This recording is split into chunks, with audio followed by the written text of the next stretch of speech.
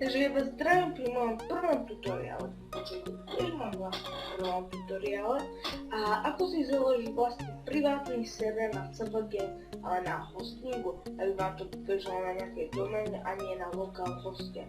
A aby to aj nebežalo ešte na hamači. Takže ja už som jeden vytvoril, aby si mi vedeli, že to funguje. Dobre, Láhaj.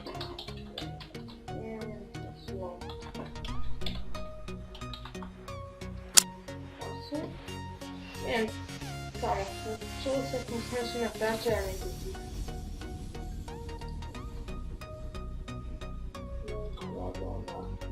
Dobre, takže.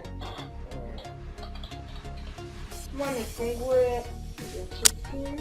Ale prvá vec, ktorú musíte spraviť, pôjdete na hostinger.sk, alebo cez ja idem na SK, lebo to je mali poškodu. A napríklad teraz som si vytvoril produktu, a som sa vytvoril doménu, lebo som na 24 hodín dokonali vytvoria. Už som si ju vytvoril, pôjdete na to. A dáte new hosting, dáte zadarmo objednať. Dáte napríklad a musí tam buď p.hu, ináč by vám to nešiel. A heslo si dajte. Ešte, aby sa nezabudol, musíte dať to ešte heslo. A je to MySQL databáze, ako dávam som to do MySQL databáze, dáte to isté. No, to len vidíte, že nie som robil a som napísal to, prečo chcete. Počkaj,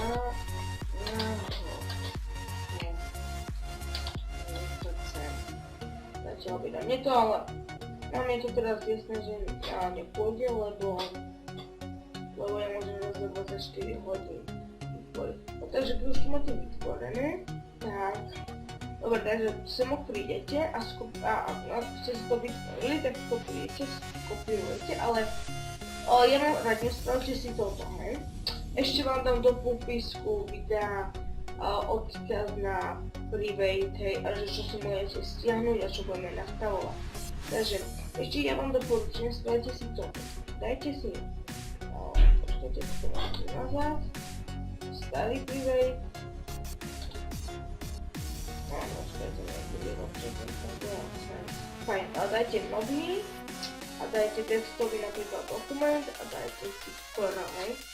Ja vám to doporučujem preto, aby ste nemuseli stále chodiť na to, tak samo to budete mať všetko popísané. A sem na hostingeri ešte musíte prísť a dať nie PHP na admin, pardon, musíte ísť do MySQL databázy a vytvoriť ju.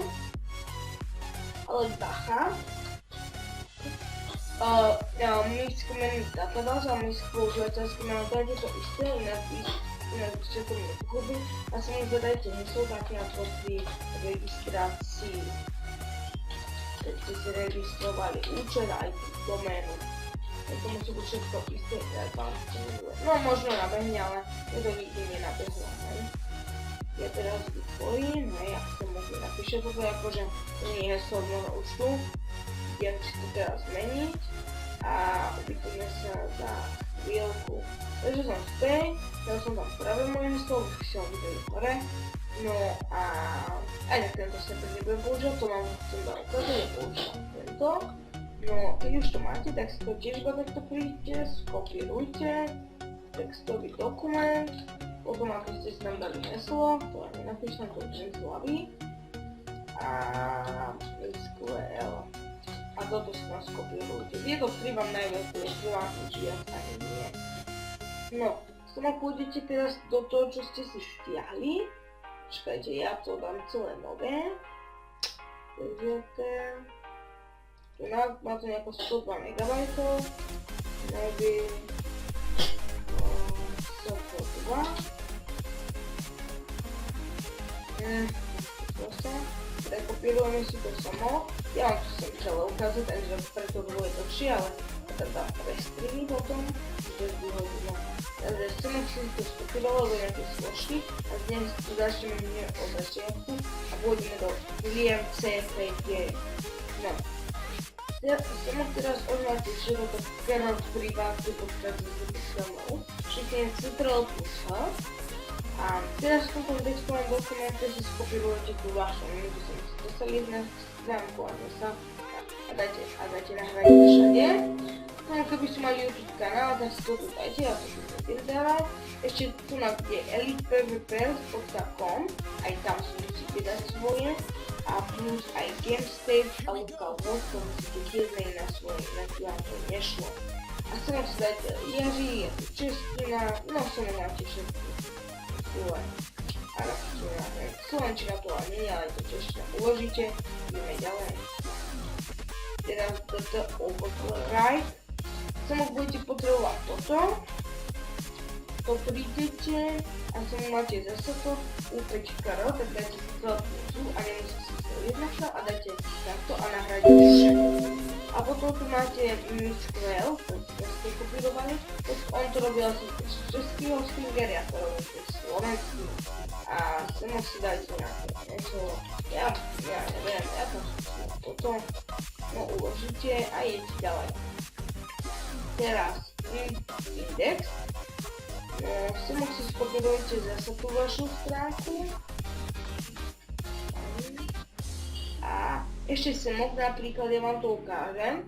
Semok, že čo hore vám semok bude písať, hej. Tak to si tam nastavíte. Ja tam chcem semok game, freebase, hej. Napríklad toto. To je prvá vec, ktorú tu nastavíte, ale ešte...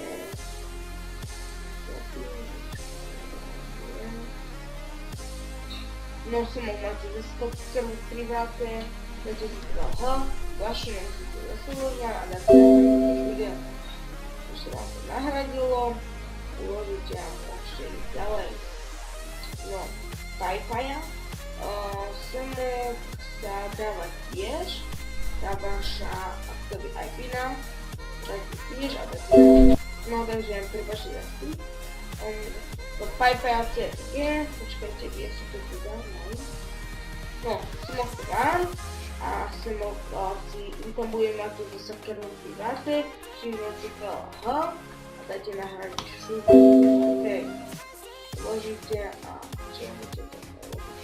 No teraz toto preštípne, to si vymažte a choďte do request, dáte 10 Ctrl a tam dáte hľadá hlasotnínočke, ale hľadali by sa to kvalitného, možno nie, ale nechce to dať. No, semok Mixquel zase databázu tam budete musieť hodniť. Fajne, teraz toto meno.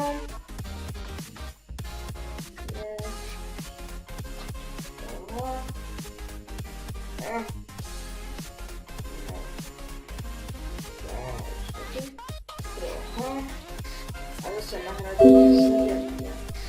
A heslo tam zase doslovne svoje databázy. Teraz meno vám nastavovať toto posledné, to je user.com.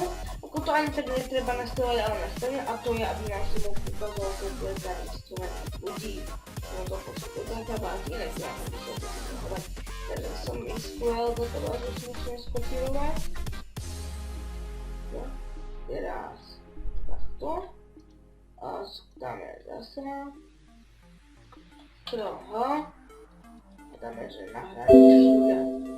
A zase tam dajte svoje heslo, ja neviem ako máte vy. A viem, že toto nie je moje. Ja viem, že to potom je meniť. No, teraz to uložíte a už tu máte vlastne všetko nastavené.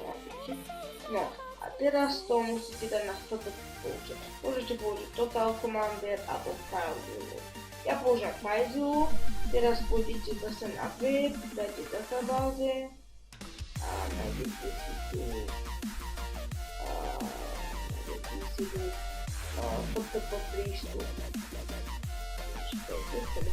prístup a heslo je presne také, ako ste si dávali bude to také, ako ste si dávali na začiatku alebo pri databáze, preto si ja dávam všade idete a nemusím to zrešať. No teraz dávame hostiteľa, keď si to prvé skopírujte, tak chceme to heslo plus 21, no kódy 21 a teraz meno skopírujete. No, a máte toto rýchle pripojenie dajte a sumou, neviem, vy asi budete sumov a som budete dom u polohe, log a public, tak dáte public HTML, tak máte, že toto default a nakopíruje. Takže fajn, keď sa nám to dorobilo, nahrali sa na všetky súbory, tak teraz musíme ísť na Finger, prihláste sa tam, pôjdete do PHP My Admin, enter do My PHP Admin,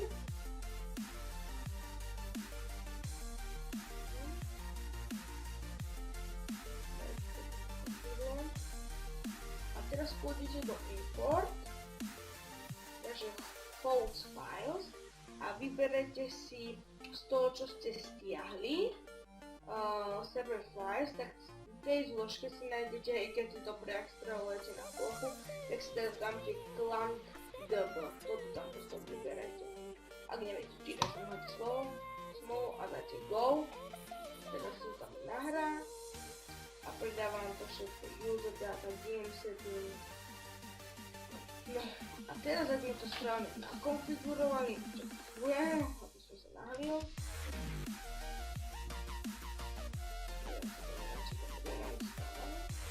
Ja dúfam, že tutoriál sa vám páčil a vy zanechajte like a ja sa s vami učím a čaute.